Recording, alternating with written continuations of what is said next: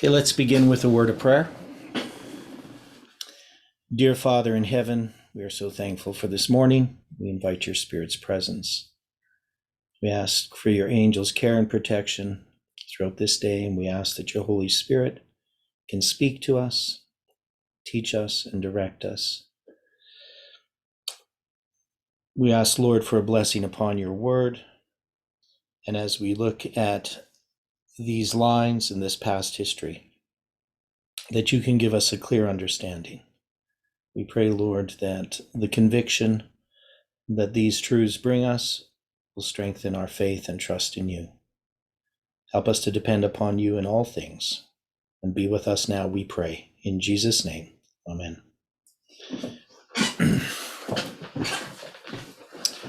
Well, good morning. So in front of you, you have, as you can see, and I think I got two different charts here, which is the right one. Well, okay, I'll probably use this one. What's this other one? Don't know what the difference is between them, other than one says Joseph as the fourth generation. So when we look at this 430 years, because we're now going to move from Jacob, even though we didn't really finish everything about Jacob. We do have the line, which is on behind me on the whiteboard, and that I'm going to still draw out in a neater format. So when we look at these 430 years, this goes all the way back to Abraham. Now, Stephen had suggested that this covenant made with Abraham, Ellen White had talked about it as being 50 years. And she talks about basically when he looks at the stars in the heavens, she's quoting Genesis 15. Now, I'm just going to go back here. We'll go to these verses.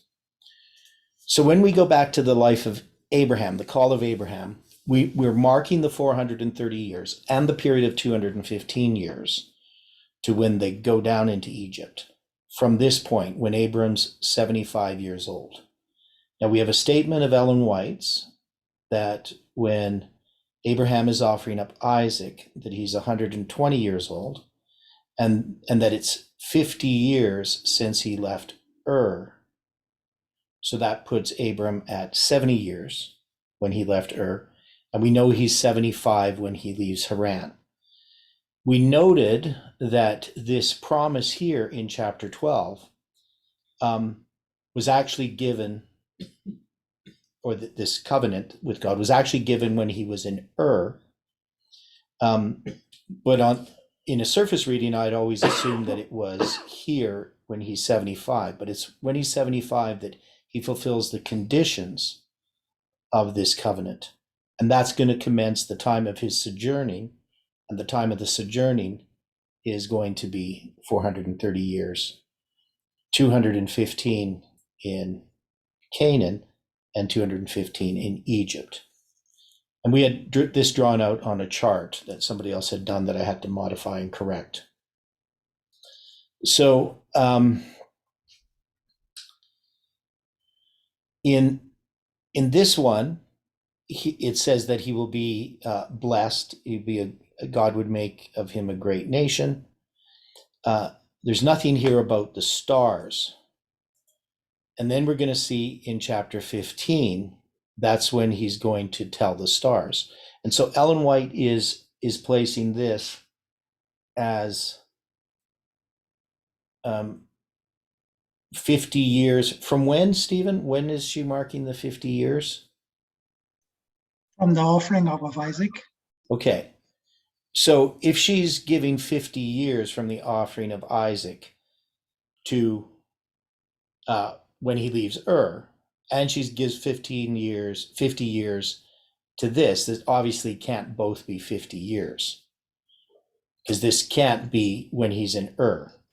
So you says, yes, yeah. She says 50 years, and then she says nearly 50 years. Right, nearly 50. Now, nearly would be 40 and some, right? Wouldn't be like, you wouldn't normally say 50 years if it was like 41. You'd probably more likely say 40 years. And we place this at 86 when Abraham is 86. So and that was based upon, or not 86, 85, because when he's 86, that's when he's going to have that promise of well, I guess 86 is when Ishmael's going to be born, right? Is that the date?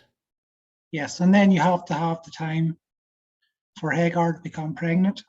So I don't think it's going to be even 85. It's going to be a lot Okay. before Okay. that. Yeah. Now you're saying we could push it even. How far are you wanting to push this back? Because the events here, Abraham and Lot separating, and then Abraham rescues Lot. We've just assumed that this is going to take some time, but this could be fairly soon after he leaves Haran. I would like it if Abraham was 77. Oh, okay. You'd like it if Abraham's 77 when he has the covenant in Genesis 15. Yes. Okay. Well, I can't really guarantee that that's the case. Yeah, so the nearly 50 years would be 43 years. Well, 43 years, yeah. See, I don't know if I would call that nearly 50 years. It is possible that Ellen White's sort of just conflating the whole thing. All that stuff of and Haran and the covenant in Genesis 15. It's possible that she's just mixing that sort of together in a rough estimate. But yeah, I know what you're saying. I just don't think we could prove it. Well, it'd have to be at least 45.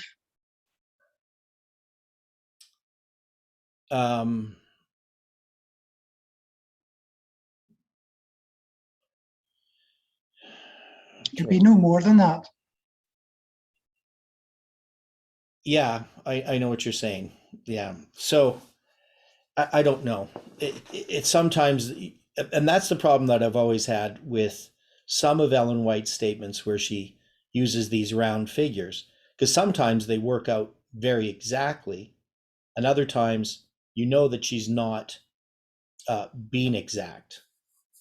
So, I mean, that was the issue I had with Tanya all the time, because she would take statements where Ellen White would talk about like a period of 500 years, and then she would think that has to be exactly 500 years to the year, when it's pretty clear that it's not, based on other statements that she's had, and especially things going back from the time of Christ. I can't remember the 500-year statement, something to do with the completion of the temple.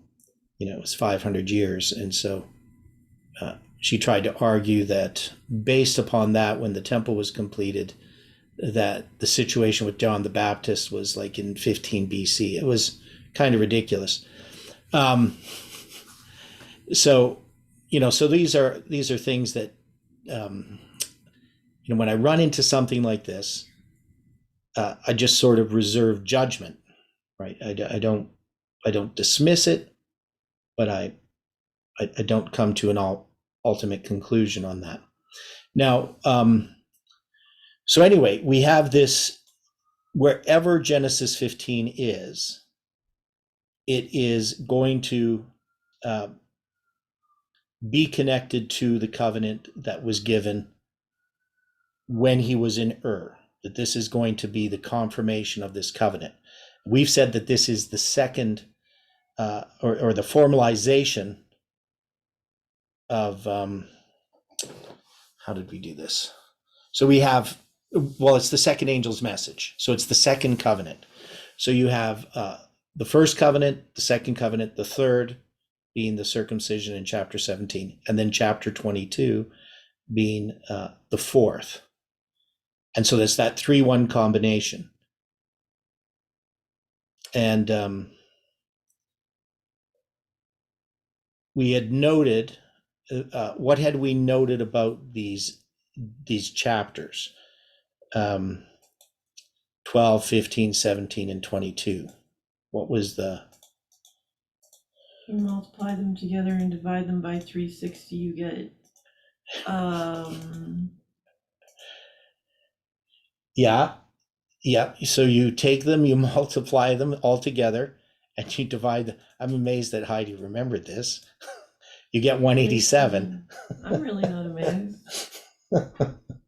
Yeah, but you're not a math person. Okay, so Heidi remembered. Yeah. So you multiply them together and you divide them by 360 and you get 187.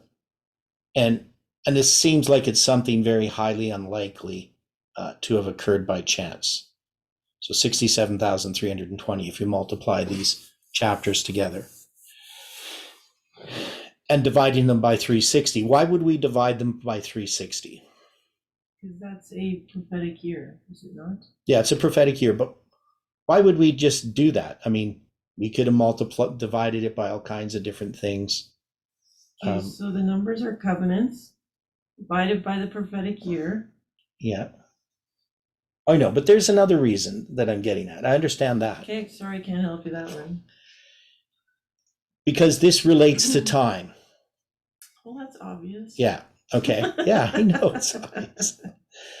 So we can see that all of these things relate to time. Now, then we went through Isaac and Jacob. And in the story of Jacob, we had the 2 periods of 7 years. And we put them on the line, in the line of Jacob, that is Jacob's personal line. We put the beginning when he's 77 as the formalization of a message, which would be, in this case, the second angels, and then the empowerment when he's married, and then the arrival of the third at the end of those 7 years. And that's going to be, of course, when Joseph is born. And then there's also some covenants that are being marked there as well.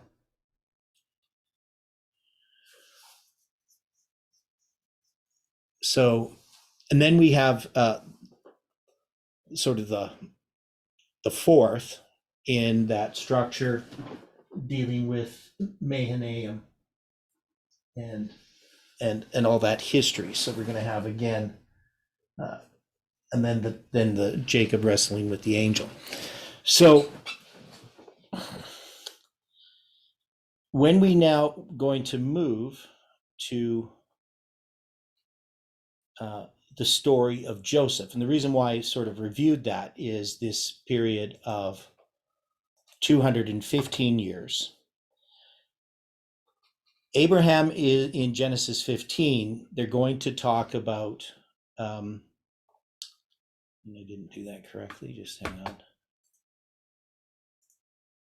In Genesis 15, they're going to talk about a period of 4 generations and 400 years. 400 years of affliction, which is going to begin with the mocking of Isaac by Ishmael. And then they're going to go into a land, into captivity, basically, into Egypt. And they're going to come out in the 4th generation. Now, we do have 4 generations, Abraham, Isaac, Jacob, and Joseph, that leads us into Egypt. Now, often I put Reuben there. I changed this to Joseph on the suggestion of someone. Now, technically, Reuben is the firstborn. This promised seed is going to come through Judah. But in this case, we're using Joseph because he's the first that goes down into Egypt. And Joseph's reform line, I'm arguing, is a major reform line that lines up with the line of Christ. That is, we have a reform line that begins literal Israel, and we have a reform line that ends literal Israel. And those 2 reform lines are Joseph's reform line and Christ's reform line. So the concept is quite simple. And And remember, on our cosmic line, we're taking this as literal Israel is in the cosmic line. This is all one-way mark. And it's going to begin with the story of Joseph, and it's going to end with the story of Christ. And these stories are going to be connected by a structural chiasm that spans from the death of Jacob to 1798. So we're going to cover this a little bit more slowly than I usually do. Now, Stephen's already provided some of this information for us with this period of 252 years from the death of Jacob to 1479, when they have totally possessed the land of Israel. That's that period of 2 periods of 7 years after they crossed the Jordan. That makes this a period of 54 years. Anyway, we'll look at that again. Now, we've also argued that the story of Abraham, and specifically the covenant made in Genesis 15, is about these structural chiasms. And that Ellen White says that Abraham asked for this sign to be a witness to after generations. And that sign was going to be these animals cut in half in this covenant. Now, in order for it to be a sign to after generations, what would that sign have to, how could it be a witness to after generations if it's something that just Abraham experiences?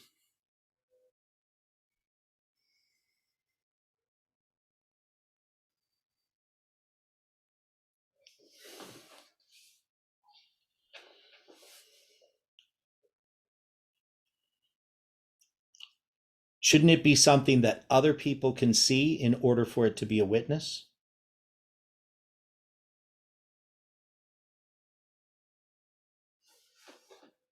Yes. Okay.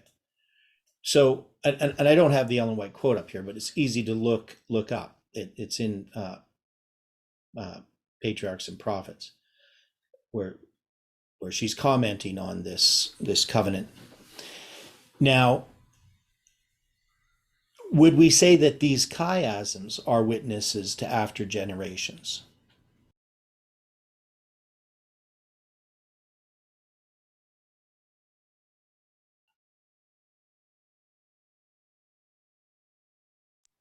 Certainly our generation.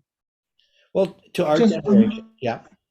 I'm Well, just okay. wondering how much did they understand the chiasms in previous generations? Okay. And that's a really good question, because if we look at Abraham, Isaac, Jacob, and Joseph, and we look at what's written in the scriptures, and we look at the dates that are specifically given, you can work out that there is a chiasm of 430 years that's divided into 2 periods of 215 years. Many people have recognized this chiasm. It's actually in the notes. It's note 3, I believe, in the book Patriarchs and Prophets, that they talk of this 2 periods of 215 years. Now, of course, to us, it becomes much more significant. That is, people may notice that it's 215 years and 215 years, that the 430 years is divided in this manner, but very few people would recognize the significance of that. It would just be a novelty more than anything, not something that is prophetic, a prophetic symbol. So not very many people are going to take this and compare it with the week of Christ, for instance, the 25-20 days divided into 2 periods of 1260, or even just seeing it as 2 periods of 3.5 years. They're not very often going to make this comparison. Even though people will recognize that Joseph and Christ, that Joseph typifies Christ, and even in the fact that he's 30 years old, he typifies Christ. There's lots of things that people have already noticed.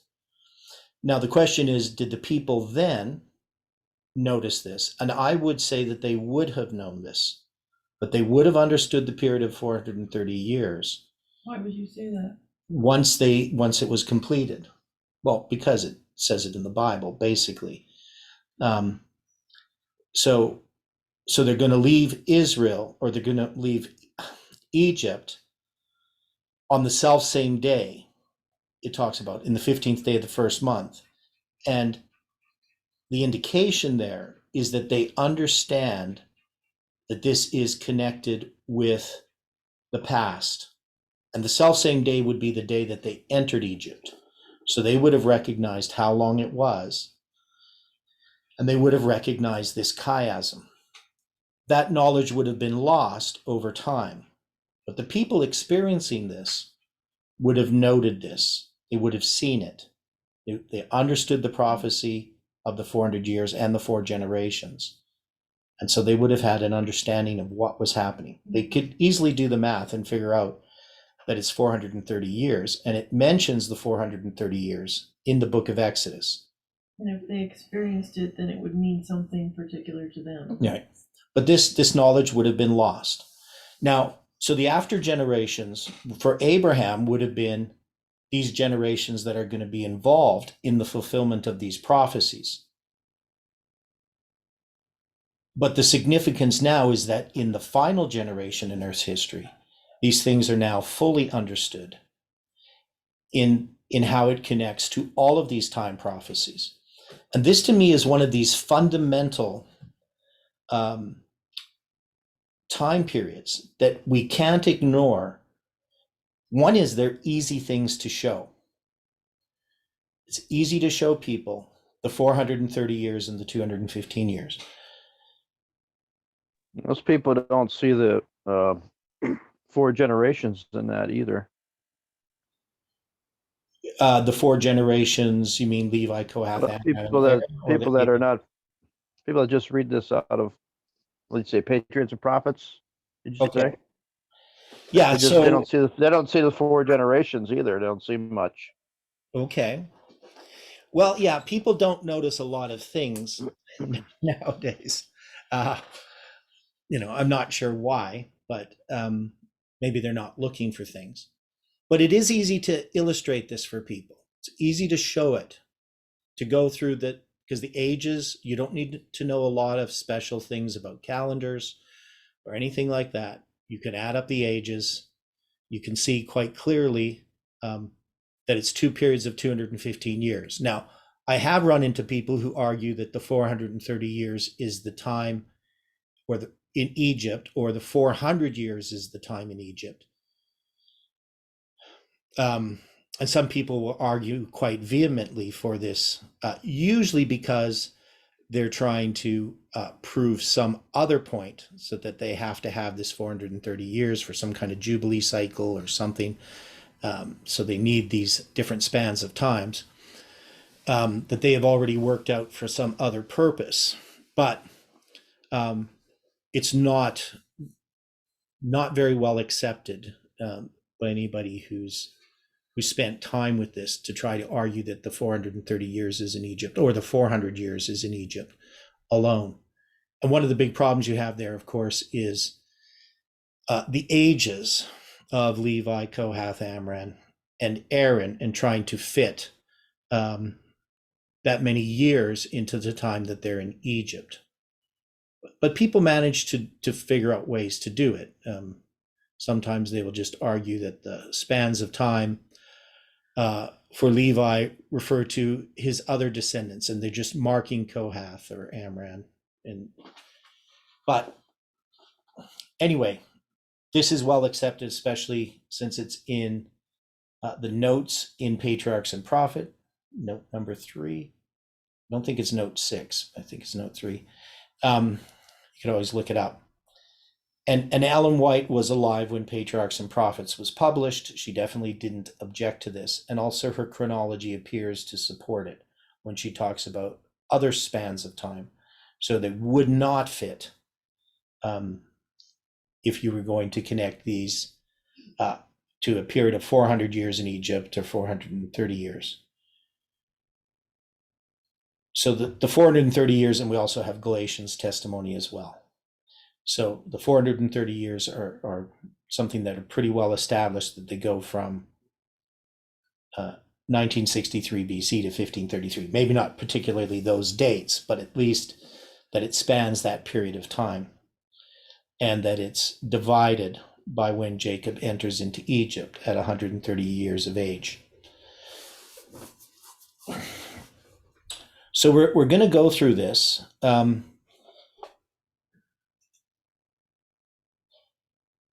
And where should we get to? So we already know, okay, let's just look at this. We've already dealt with some of these verses. So we know that Abram's 75 when he leaves Haran. We saw that in Genesis 15. And we know Abraham is 100 when Isaac is born. And we know that Isaac is 60 when Jacob and Esau are born. The Bible says he's 80 years old. I can't remember which verse that is in. That's going to be somewhere here.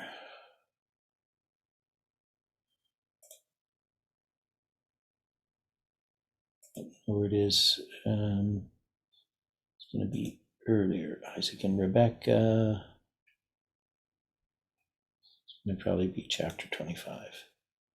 Yeah, the birth of Jacob and Esau. So it says Isaac was 40 years old when he took Rebekah to wife, and it's going to talk about later how old he is. 80, Genesis 25:26. And Isaac was 80 years old when she bare them. So it's quite clear here that this is correct. Now, what about the age of Jacob when he marries Leah and Rachel? So we have these two periods of 7 years. How would we establish that Jacob is 77 when he begins to work with Laban? And that he's 84 when he marries Leah and Rachel, and that he's 91 when Joseph is born. How would we establish that? Tells us he was 130 when he met Joseph. And that was 2 years into the famine. Yeah, And then we could work out. so he's going to tell the Pharaoh that he's 130 years old when he enters into Egypt. And we're going to be told that there's 5 years left of the famine. So it's 2 years into the famine. So and we also know there that Joseph is going to be 39. So we have the Bible verses that would tell us this, that he's going to be 30 when he stands before Pharaoh. So he's going to be 39 when Jacob is 130. So that means he was born when Jacob was 91. And that's going to be in the 7th year. And we have a lot of this information. There's that we've already gone through. So we know that he's going to be 20 years, 7 years for Leah, 7 years for Rachel, and 6 years with under that covenant dealing with his wages. Now, where is that? So we just want to look at that and establish that again. That you're going to have this 7, 7, and 6. Anybody remember which verse that is particularly?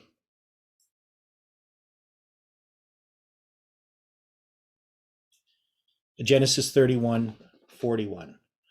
Thus have I been 20 years in thy house. I served thee 14 years for thy 2 daughters, and 6 years for thy cattle, and thou hast changed my wages 10 times. So to me, this is a pretty solid verse to argue that Joseph, because let's put it all together. If he's worked 20 years and now this is going to be after this 6 years, we can clearly see that he couldn't have married Rachel when he was 91. He must have married Rachel when he was 84, correct? And why would we take that from this statement, that he's been 20 years?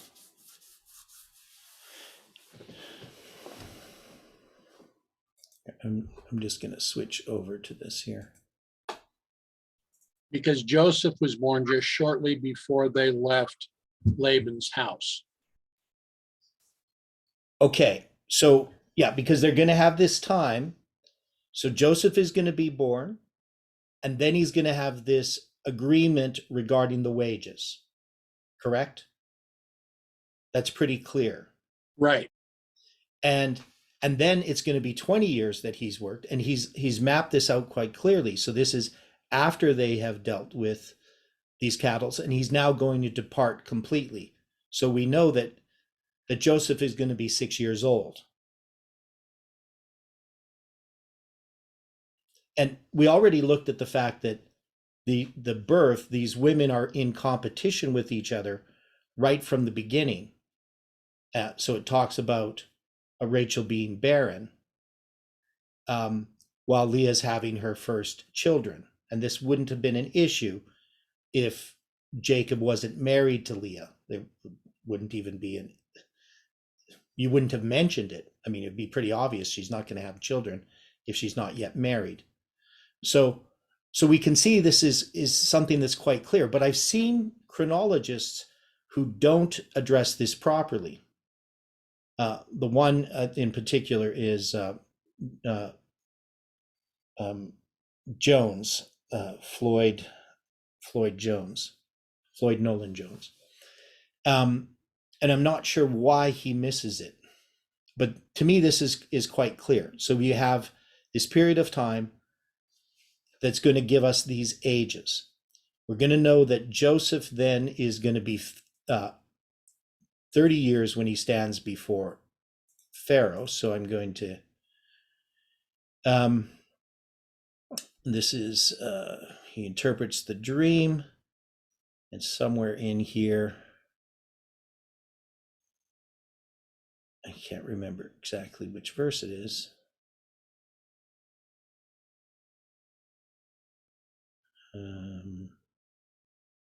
Gonna have to type this in.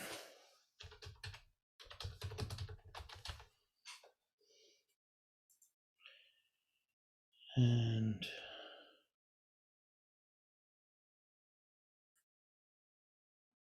yeah, so it's Genesis 41:46. So I just had skipped by it. And Joseph was 30 years old when he stood before Pharaoh, king of Egypt. And Joseph went out from the presence of Pharaoh and went throughout all the land of Egypt. And we're also going to have Jacob saying unto Pharaoh, this is when he entered in Egypt, and the days of the years of my pilgrimage are 130 years. Few and evil have been the days and years of my life been, and have not attained unto the days of the years of the life of my fathers in the days of their pilgrimage. So he's saying, I haven't lived very long. I'm only 130.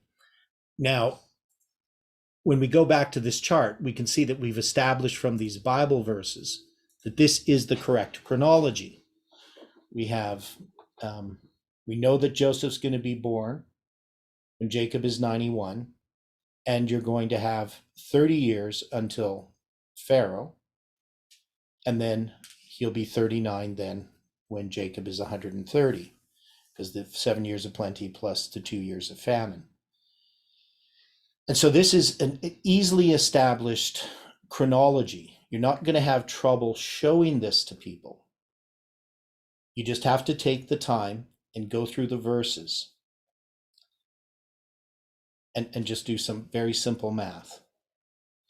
But we can see the symbolic representation of this period of time, of these 215 years, and can clearly see that that's going to be half of the 430 years. So it's an easily established chiasm. And this is shown, again, in Patriarchs and Prophets, in the notes at the back of the book. Now, when we discovered this structure, we definitely weren't the first to discover it. Now, as far as some of the things that we're going to look at here, the person who first wrote them down that I can find is a guy named Johannes Koletsky. And it was in April of 2010 that he wrote a paper, which is on my academia site on this chronology of Joseph. So he spends some time going through it quite a bit in detail. Maybe I should even bring that paper up and we can look at it. And but he looks at this chiasm, and what he notices particularly is the chiasm of Joseph. So this chiasm of the 430 years, well established, well known, but the chiasm here in the life of Joseph himself, I have not seen anyone else other than Johannes Kolecki write this out. Now, I was working on it at the time. I hadn't figured everything out when somebody sent me his paper. It was actually a brother from Holland who sent it to me. So that was a real enlightenment. And what he ends up doing had fit in with what I had already worked out regarding the period of time connected with from 34 AD to 1798. I had worked this out, that it was a period of 1764 years. So I'd worked that part out, but I hadn't worked out this part. So you're going to see how this all fits together. Now, maybe what I'll do is I'll open up his paper now. I can remember what it's called. There it is.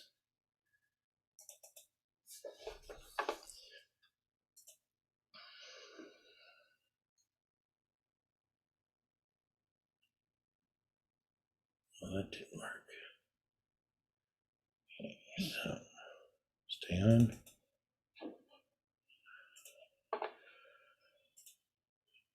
And the guy who wrote this is German. There is a German version of it as well. I don't know if I still have the German version. I don't think I do. So it's called Joseph's Biography, and you can see his name, Johannes Kolecki. So unfortunately, even though he had worked this out in April 2010, he ended up leaving the movement, mostly because of the criticisms of the church and the pretty firm stand that many people in the movement had against the organization, and he didn't feel that he could participate in that. So you can see he's going to work out each of these events. He's going to spend looking at the chronology of Joseph, that he's 17 years. Joseph and his family live in Canaan. Then he is sold into Egypt. So he's going to mark out each of these spans of time. And then he's going to mark out that Joseph is sold in Egypt at the age of 17. And 13 years later, Joseph, during the time that Joseph is working for Potiphar, and then 2 of the years that he's in jail, he's going to then be 30 when he becomes vice regent. So that's the interpretation of Pharaoh's 2 dreams. But you can see that the butler and the baker's dreams are 2 years before Pharaoh's birthday, when he has these 2 dreams. So there's at least the 2 years in jail after he interprets the butler and baker's dreams. How long he's in jail, particularly before he interprets their dreams, the Bible doesn't say. And then we're going to see that there's going to be the 7 years of plenty and the 7 years of famine. So he has this drawing of 17 years, 11 years, 2 years, and then 2 periods of 7 years.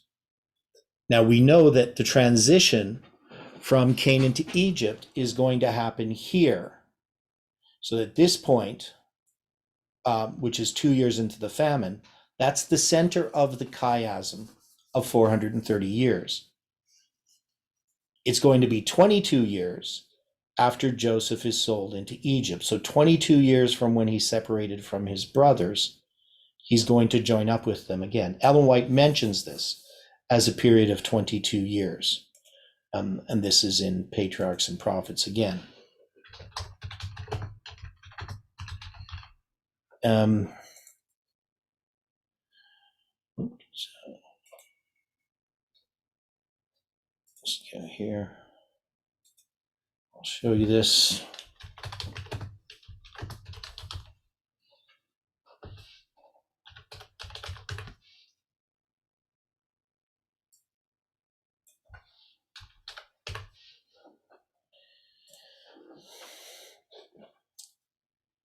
This is actually, I have it here, at least. This isn't in Patriarchs and Prophets, but I did find it here in Signs of the Times, January 22nd, 1880.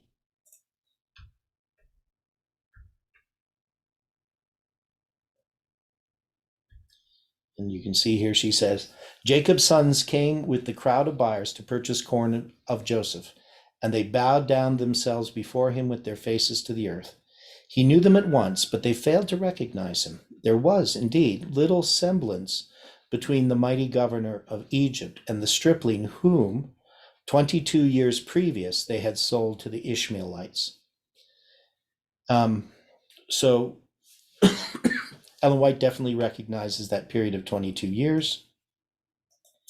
And we would know then that the time when Joseph first sees his brothers after 22 years, that he's also going to be united with his father, Jacob.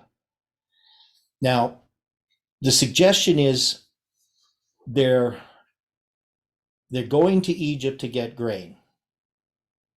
So, I mean, it obviously takes some time to travel. I don't know exactly where they would be. It's going to take them some time to travel to Egypt.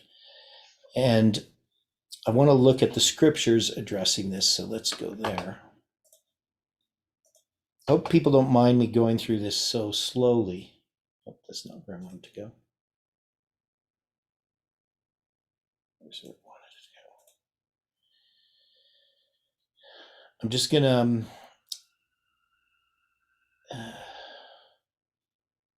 deal with this story here.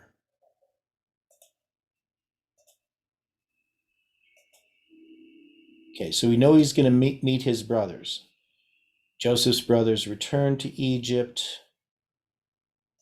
So they're first going to go into Egypt. So Joseph interprets the dreams, chapter 42.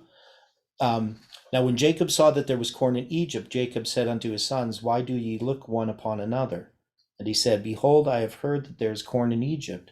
Get you down thither and buy for us from thence, that we may live and not die. And Joseph's 10 brethren went down to buy corn in Egypt. But Benjamin, Joseph's brother, Jacob sent not with his brethren, for he said, Lest peradventure mischief befall him. And the sons of Israel came to buy corn among those that came, for the famine was in the land of Canaan. And Joseph was the governor over the land, and he it was that sold to all the people of the land. And Joseph's brethren came and bowed down themselves before him with their faces to the earth. So when it comes to trying to work out this chronology, and I'm not going to try to do it in detail, but this is going to be in the second year of the famine. Now, when would we count a year of a famine? I mean, the Bible is giving us sort of these round figures to do our math with. But how are you to decide when a famine has begun? What's the first year of the famine? So we know that Joseph is going to say there's going to be 7 years of plenty. So, Well, famine usually starts in the, of course, needless to say, in the summertime. right. So it's going to be in the spring because their harvest is in the spring. Now, I'm not sure about Egypt specifically, how their harvest works. I haven't looked into it. I know it's connected with the flooding of the Nile, but I'm pretty sure that their harvest is very similar time to what happens in Israel. That you're going to have the harvest. You're going to plant in the winter and you're going to harvest in the spring. Now, so Joseph must have interpreted Pharaoh's dream before the harvest.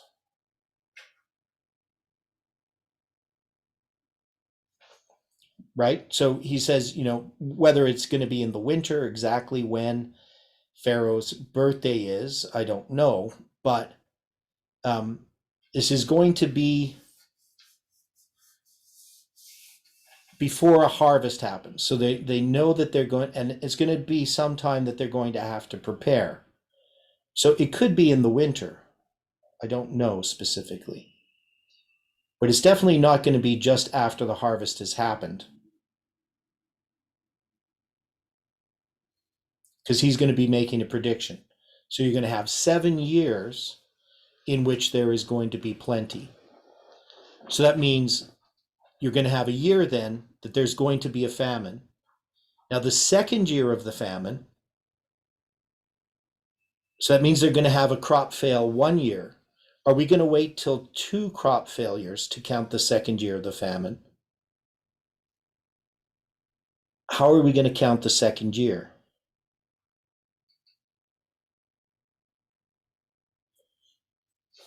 I know not everybody thinks about these things, but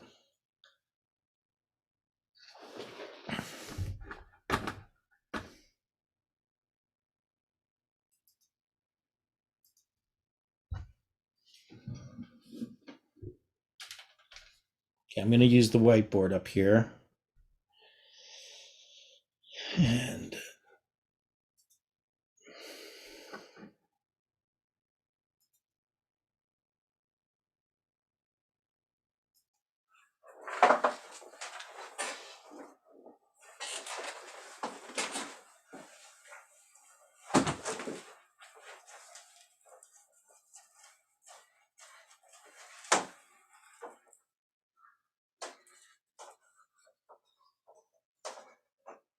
okay, so we're going to try to mark out these years, figure this out.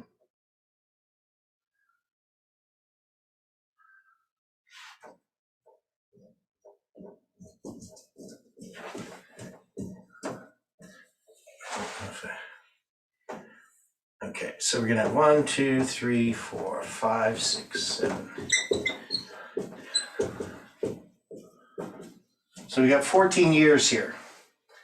And we know we're going to have 7 years of plenty and 7 years of famine.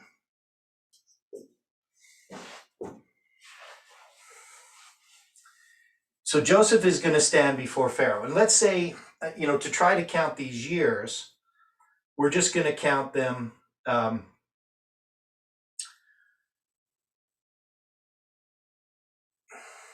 We'll count them from January to January. How's that? So just like we do in our years. So in this first year. Why would we do that? Well, just to have those lines. I'm just using those lines that way. All right. Okay, that's all. It's just so because that marks the winter. So you're going to have a year in which there's going to be plenty, right? You're going to have 7 of these. And that means in the spring, you're going to have a harvest. So you're going to have, let's say at the beginning of this year, Joseph stands before Pharaoh and he says, this year, we're going to have a year of plenty and we're going to have that for 7 years. So that means you're going to have these harvests marked every spring, right? These are arrows. And you're going to have 7 of those, correct?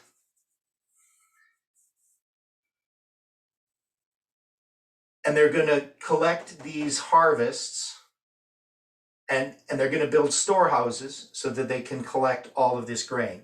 And they're going to start here in the first year. Maybe they start in the second year. I'm not sure how long it takes to collect this and to build the storehouses. Probably all through this period, they're going to be building storehouses to store this grain. So now then, we're going to have a famine. So I'm just going to put an X here. So you're going to have these famines are going to be noted in the spring. You're not really going to know that you have a famine, here. You're going to plant your crops, but then you're going to find that you're not going to have anything in the spring. So at what point Are Jacob and his family going to need to go to Pharaoh to get grain?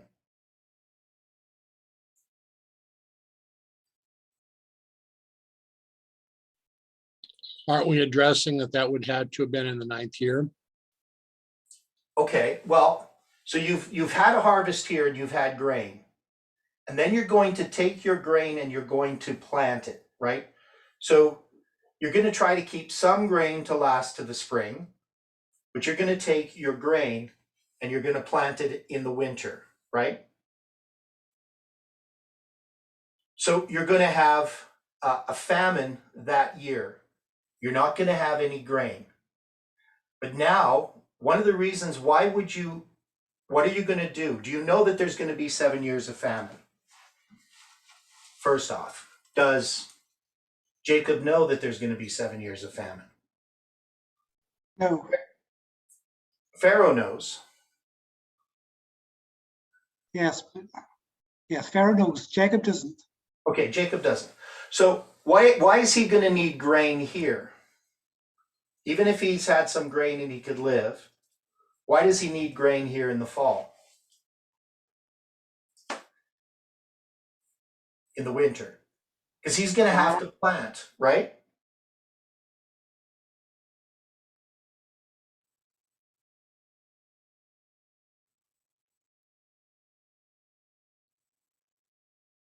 So someplace here he's going to need grain. Now, if it says it's the 2nd year of the famine, the question that I have that I'm not answering it necessarily, when are they going to go to Pharaoh?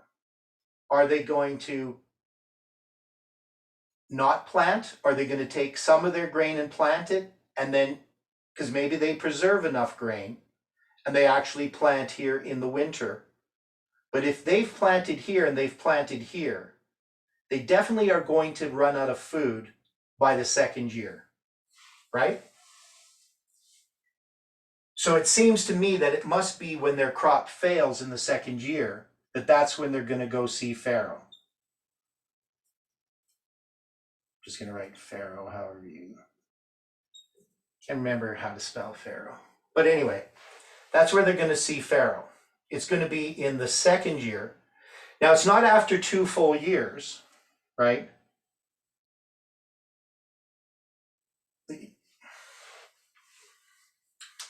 Or is it going to be in the fall? Is it going to be here when they need to plant grain again?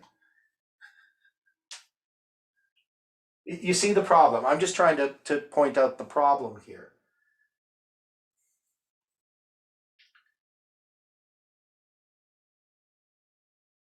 When in the year would they have gone to see Pharaoh to get grain?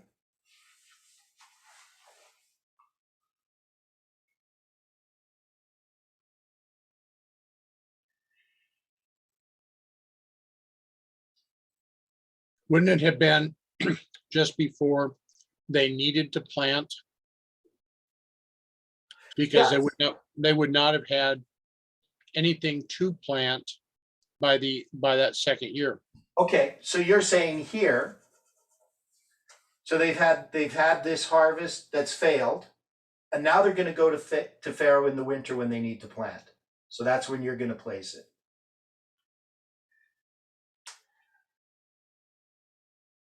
Because the question is, when does Jacob go down into Egypt? Isn't it by the close of the 2nd year? Okay, so when you say by the close of the 2nd year, is it going to be over here? That means, and by the close, you would have to put the close in the spring. But we know it's going to be in the same year, based on the ages, based on the numbers, that Jacob goes down into Egypt and his sons first go down into Egypt. That is, the span of time between Jacob going into Egypt after his sons is going to be counted in the same count. That is, however we define that, however we place this, it's going to fit with the count that is given us in the Bible, 22 years, right? Now, if it's in this first year, because this is the first year of the famine, then the Bible would have told us it's in the first year of the famine. But it's going to be in the second year of the famine that Jacob goes down into Egypt. But it's also going to be in the same year that Joseph's brothers go into Egypt. That is, there might be a few months between Joseph first seeing his brothers and his father's coming into Egypt. But there's not going to be a year, because then the counts would not work. You understand the point I'm getting at?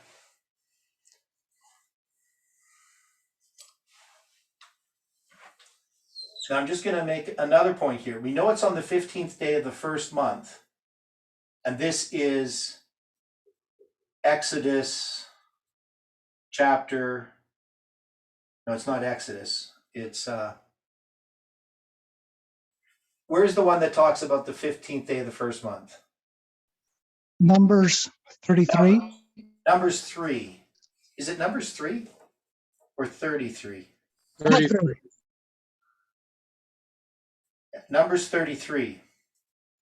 Okay, so it's going to say on the 15th day of the first month, and it says the self same day, not the same day, but the self same day. Now it's a translation of a Hebrew expression, and the common way that this is understood is it's the self same day would refer to this day being the 15th day of the first month, that starts a period of time that I have taken as being 215 years in Egypt.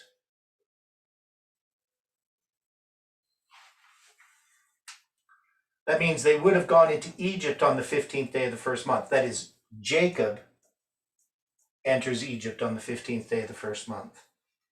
Now, I could be wrong about this. I mean, a lot of this is based upon the idea of the self-same day.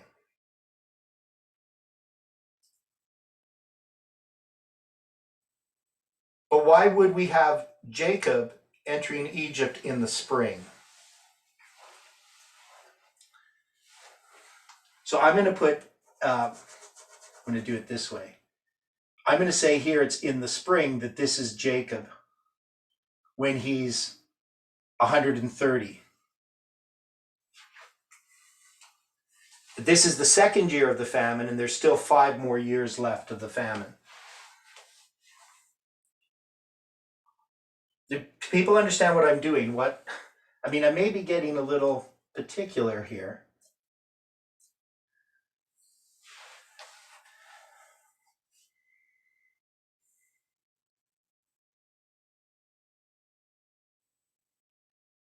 But when we talk about a second year, we're talking about an ordinal count. And this would be, we count the famine here. The first year of the famine is going to start in the spring when you know that the crop has failed. Maybe you know it quite a bit before then, that the crop's not going to, there's not going to be a crop. But it's going to be in this second year of the famine that Jacob is going to come into Egypt. And I'm saying it's on the 15th day of the first month, not like in the summertime, not in the fall, not that winter. Is that reasonable?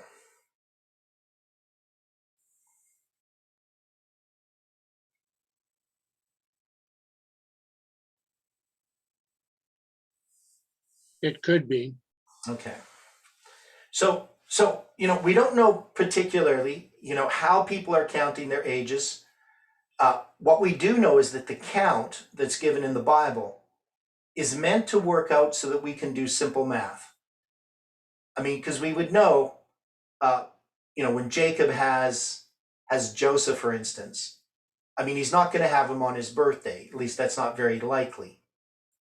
That his wife is going to give birth to Joseph on Jacob's 91st birthday. But they are both, the Bible count is given in such a way that we can see that when Jacob is 130, Joseph is going to be 39.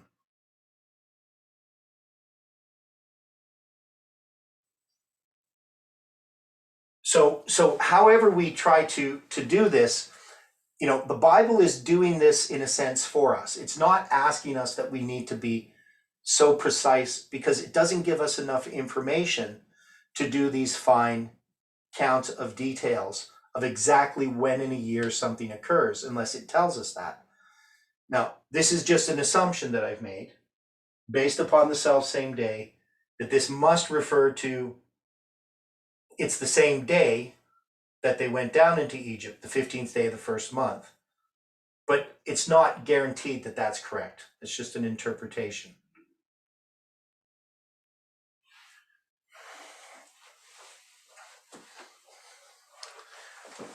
Okay, so hopefully that makes sense what I'm looking at. Anybody have questions about that?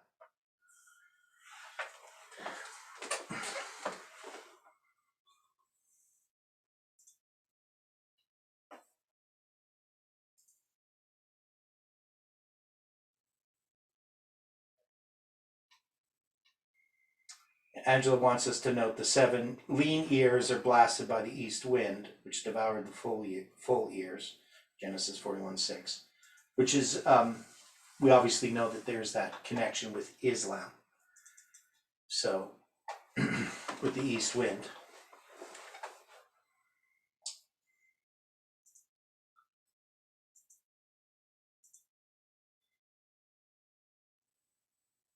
Let's take a look at Numbers 33 here just briefly. So 33:3, and they departed from Ramesses in the first month, on the 15th day of the first month, on the morrow after the Passover. The children of Israel went out with a high hand in the sight of all the Egyptians. And this isn't the one that has the self-same day, so.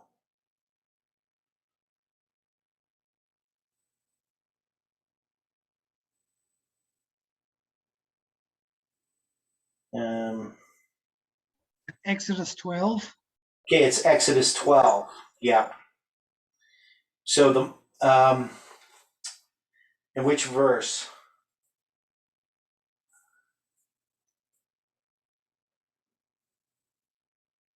This is the one where it talks about this month's going to be the beginning of months. Yeah, just scroll down and you should come to it. Okay.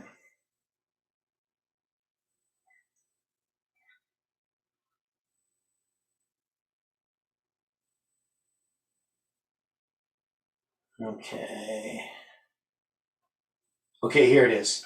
Exodus 12:41. And it came to pass at the end of 430 years, even the selfsame day it came to pass, that all the hosts of the Lord went out from the land of Egypt. And 12 verse 40. Now the sojourning of the children of Israel, who dwelt in Egypt, was 430 years. Now, yeah, so thanks, because this was another important point. So when I take this, we know that they sojourn in the land of Canaan for 215, and then the land of Egypt for 215. So why does it say now the sojourning of the children of Israel, who dwelt in Egypt, was 430 years? Because many people read this as that the sojourning of the children of Israel in Egypt was 430 years. But is that what it's saying? The sojourning began with Abraham leaving Ur, or Okay. Haran, leaving Haran. Yeah. So they dwelt in Egypt. They're sojourning. Now it says the sojourning of the children of Israel. So people would say, well, that's the children of Jacob, and they're going to sojourn for 430 years. It's not the children of Abraham. It's not Abraham's not mentioned. So in his surface reading of this, we're going to say, well, the sojourning of the children of Israel was 430 years in Egypt. But why would we say the sojourning of the children of Israel includes Abraham, Isaac, and Jacob? That the 430 years includes that. even though it's talking about the sojourning of the children of Israel. What biblical precedent? They were in Abraham. The children of Israel was in Abraham's seed.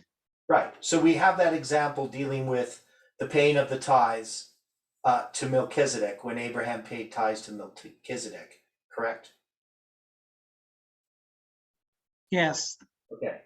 So we can see that from a biblical perspective, from our perspective, living in North America or the UK, as the case may be, or other places in the world, living today, we would just take this as, well, it's referring to the children of Israel. It must refer to the Israelites. But from a biblical perspective, that's not the case. They're sojourning in their father Abraham. Now, and it says, it came to pass at the end of the 430 years, even the self same day it came to pass. Now, somebody reading that would say, well, the self same day must refer to the time when Abraham came out of Haran. Now, that is a possibility. So I could be wrong about this. I could say, well, the self same day is referring to when Abraham left Haran. Why would I argue that it's the self same day is referring to when they went into Egypt and not to when Abraham left Haran? Even though it might have been, no way of knowing in either case. But why am I arguing that it's referring to the time in Egypt?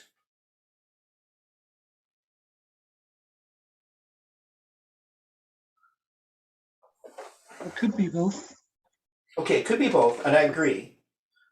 But why am I arguing that it's Egypt at least?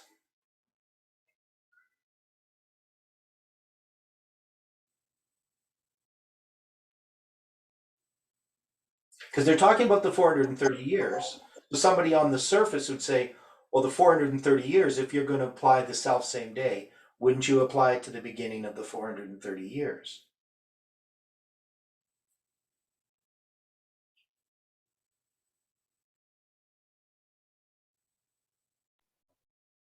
So Well, it's what? specifying when they went out of Egypt. Right, and So- it's also talking about the time they dwelt in Egypt.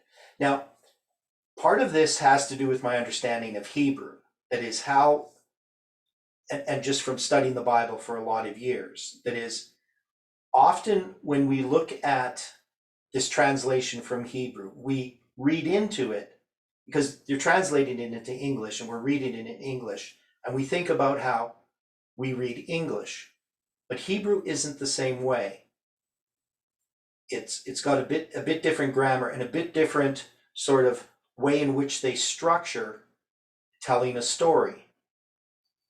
So you can see here, when they talk about now the sojourning of the children of Israel, who dwelt in Egypt. So now they're going to focus upon this dwelling in Egypt was 430 years. The sojourning is 430 years, but they're marking the time in Egypt. And it came to pass at the end of 430 years. Even the self same day it came to pass, I would read as the self same day that they began to dwell in Egypt, that all of the hosts of the Lord went out from the land of Egypt.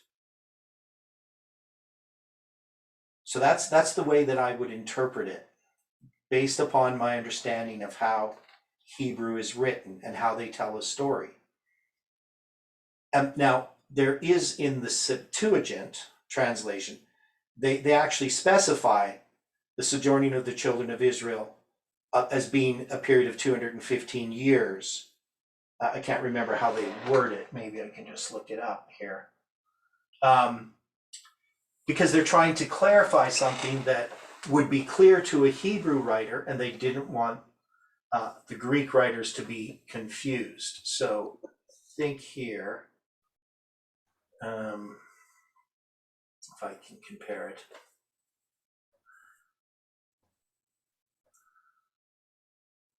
Yeah, so I know I'm looking at it in Greek, but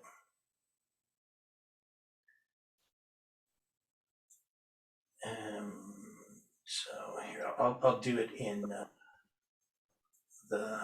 this one.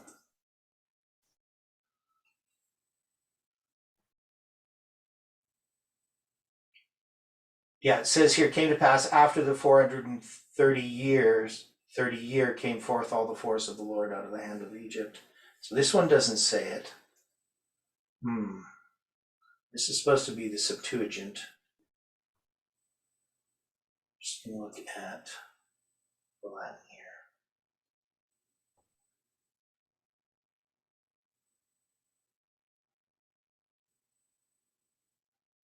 Don't read Latin very well. Okay. Quando, yeah, so it's going to be 430 years again. So I'm not sure. I'd have to look that up again. But anyway, the point is, maybe it's the Peshitta, the Aramaic Old Testament. But anyway, some translations add that in there. Ancient translations, they add that it's 215, or what they say is it's 430 years in Egypt and Canaan. Maybe that's what they're saying. I'm going to go back here again. I didn't look at that closely enough. No. Oh yeah, here it is. And the dwelling of the sons of Israel, which dwelt in the land of Egypt and in the land of Canaan. So it's going to mention in the land of Canaan, they and their fathers, 430 years. Okay, that's what I was looking for. So, so they're just going to mention also in the land of Canaan. And just to be clear, Stephen?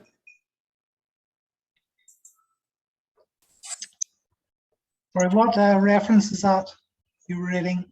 That was just a translation of the Septuagint. So they're going to add in the land of Canaan in verse 40 of Exodus 12. So the Septuagint tries to clarify it, just because it's not necessarily clear in the Hebrew, though it would be understood when you're reading the Hebrew, that it's including the sojourning in Canaan. So they add that in the Septuagint.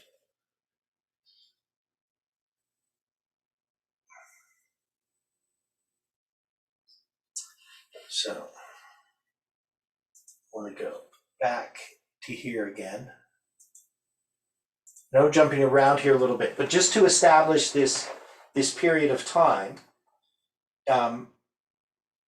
we know they come out in the fourth generation. Levi, Kohath, Amram, and Aaron is the beginning of the fourth generation. Now, there's going to be other generations actually born because, I mean, when they come out of Egypt, how old is Aaron? Aaron is 83. Yeah, so he's going to be 83 years old. So, I mean, there are other generations, right? I mean, you could try to argue, well, there's Aaron's sons, but also some of these lines are going to have more generations than other lines, depending on who, if you're taking the oldest child and when he's going to have kids and etc. You're going to have a number of different generations. So this fourth generation promise, this prophecy, is an important prophecy. One is it establishes, it's the first mention of the four generations in this specific way. But it also gives us a mirror of four generations: Abraham, Isaac, Jacob, and Joseph. Then Levi, not counting Joseph, we're not going to count his line because we know the four generations refers to the line of the Levites. We talked a little bit about this, that Joseph gets the double portion, Aaron gets the priesthood, or Levi gets the priesthood, and that comes down to the line of Aaron. But the seed of Christ is going to come through Judah. And yet, through Judah, there's not a mention of the fourth generation of Judah specifically as marking that period of time. But we also have all of these events in this story. How is Judah connected to what happens here? This structural chiasm, which represents the seven years, the week of Christ, divided to 3.5 years. How is the story of Judah connected to this? We discussed this a little bit yesterday, I think it was.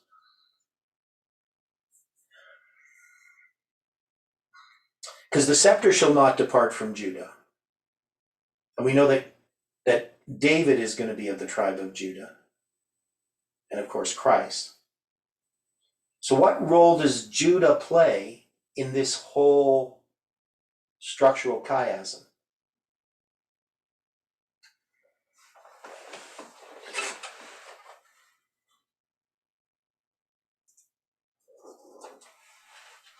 Judah was the one that went before Joseph and said that he would be surety, sort Okay. of to take him as a slave rather than Benjamin. Okay, so, and that's going to be in the situation, where is that exactly? That's going to be chapter Genesis 40.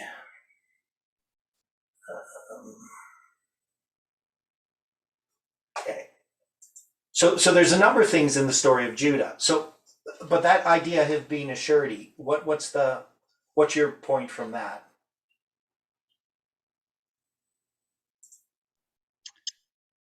Well, I'm just saying he's right there in that chiasm, sort of saying that he's going to take the place of others in the sense that Christ Mm-hmm. was in the center of the chiasm, dying for others Okay, on the and cross. yeah, and it's probably going to be here.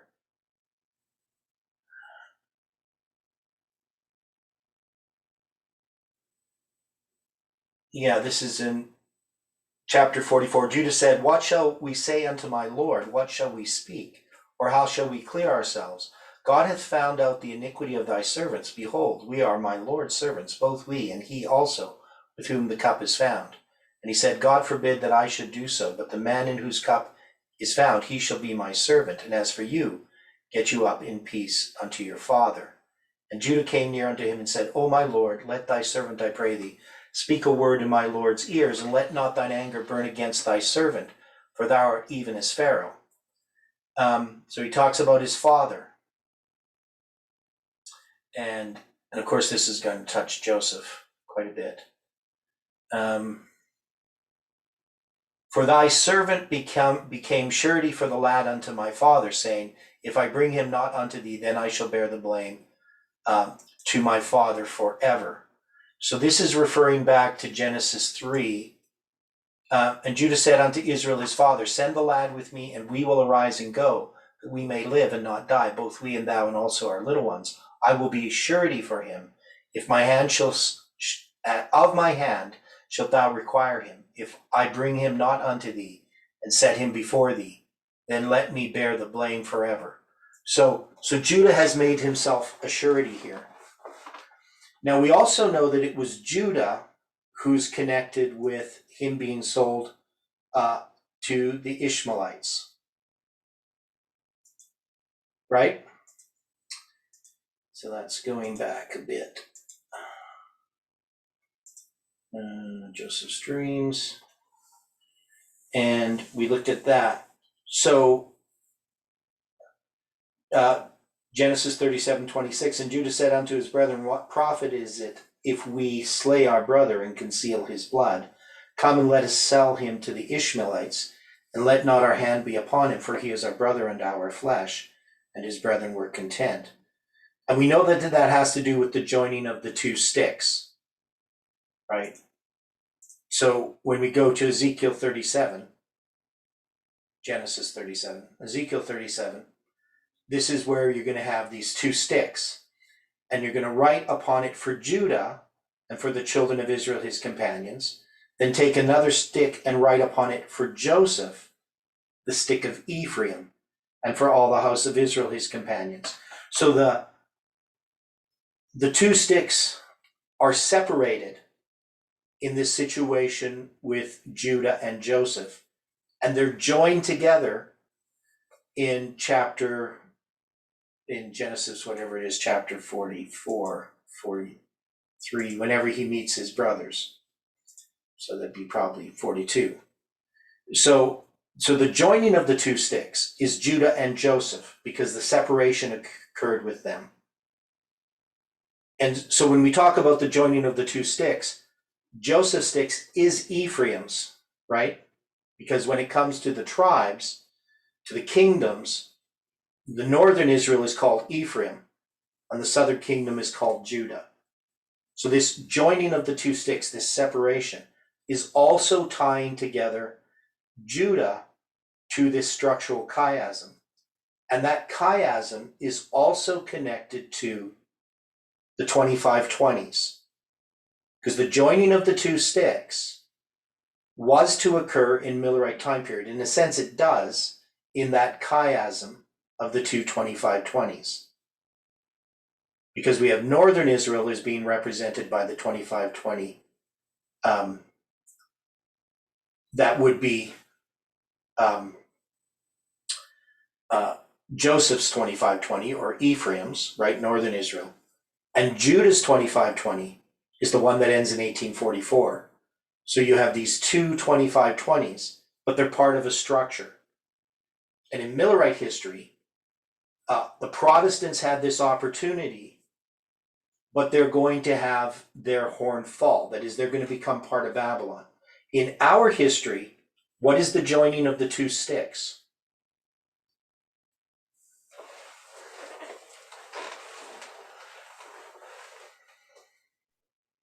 That's when Edom, Moab, and the chief children of Israel, of Ammon, come out of Babylon and join with those who keep the Sabbath. Okay, yeah, so we're going to have the joining of the two sticks when the Protestants join with Seventh-day Adventists, with Sabbath keepers at the end of the world to stand for the Sabbath in the middle of the Sunday law, right? So we can see that this theme goes all the way back to this story of Joseph. Now we can see also then this is connected with the story of Christ. So that's what we're going to do tomorrow. We're going to go through the detail of this structural chiasm. Now, once we've done that, once we've looked at this connection between Joseph and Christ, we're going to take time at looking at the reform line of Joseph itself. So I don't know whether we're going to get in that to that tomorrow or the day after or the day after that or the next week, however long it's going to take us. Because I want us to see clearly that there is a way to understand Joseph's reform line in connection with Christ's reform line. We also need to understand the butler and the baker. So there's lots of things in there, the butler and the baker. And what's the significance of the butler and the baker in the context of what we've been studying over the last few months?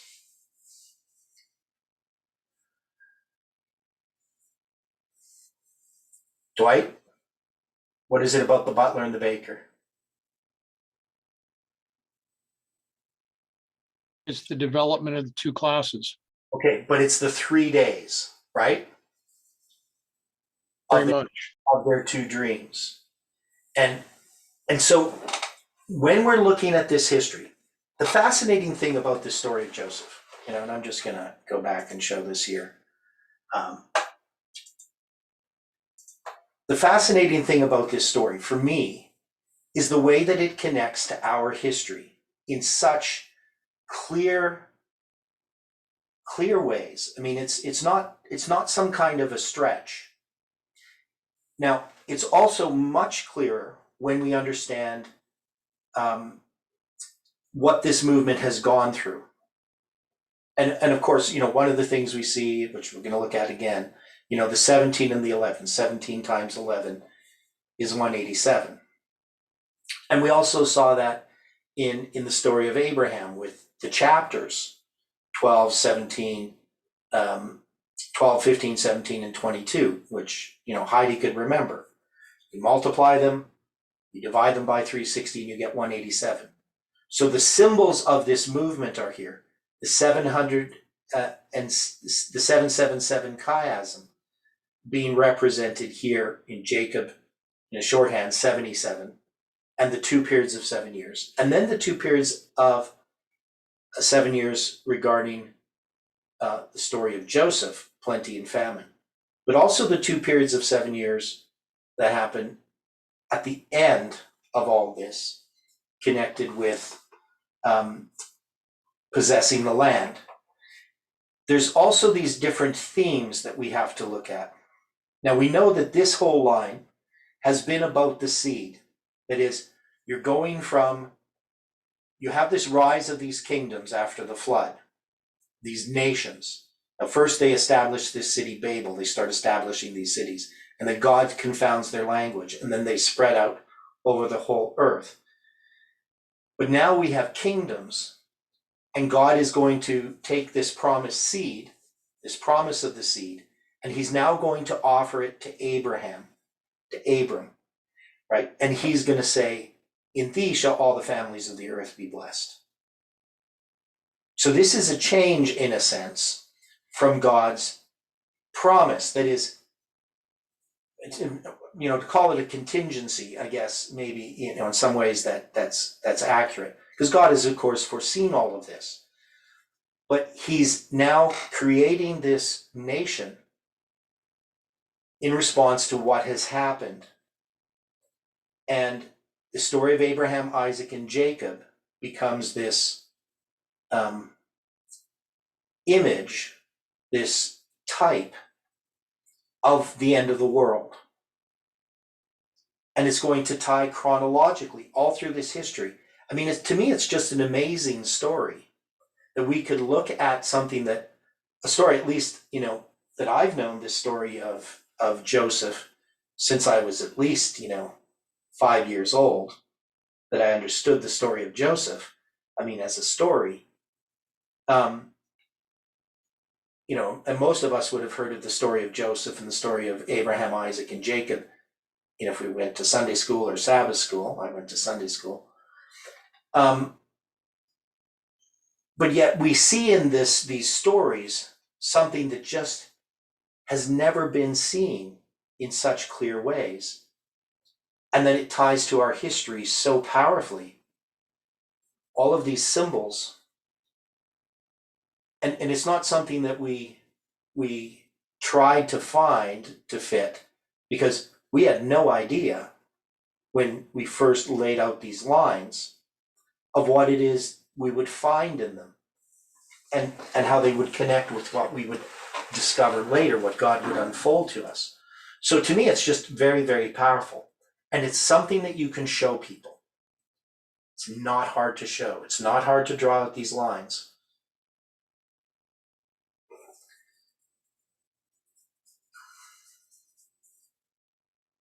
And the Bible is giving us these clues. We just often never see them, even when they're right under our noses. So that's what we want to look at. In looking at the story of Joseph, lay this out much more clearly, and then try to understand what this means as a line itself, where we would mark the time of the end, midnight cry, all these different things. How would we establish that in the line of Joseph itself? Any final thoughts before we close with prayer?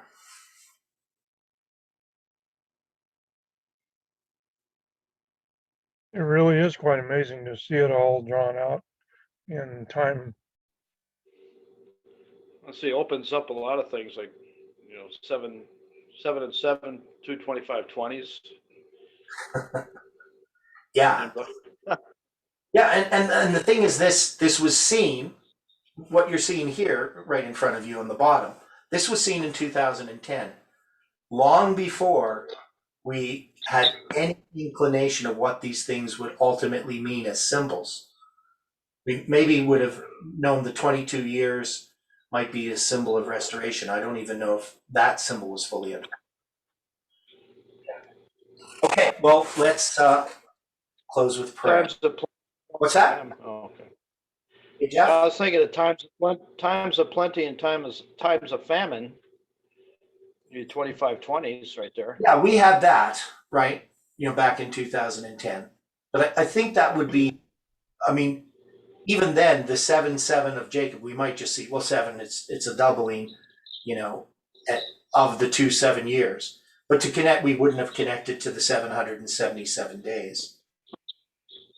And even the 12 times 7 being 84 on the 1843 chart, we wouldn't have seen the significance of that yet, even though we had the 1843 chart. We just hadn't worked out much of what we understand now. Yeah. Yeah. Okay. Well, thanks for that. And let's close with prayer. Dear Father in heaven, we are so very thankful for the study this morning, for this review of something that we wish everyone understood, and that we are so thankful that you have given us. We just pray that as we continue to study these things, that they can become clearer in our minds, and that we can learn how to share these things in a Christ-like manner to those around us. Be with us throughout this day. May your angels watch over us, and may you bring us together again, according to thy will, to study these things. We pray and thank you in Jesus' name. Amen.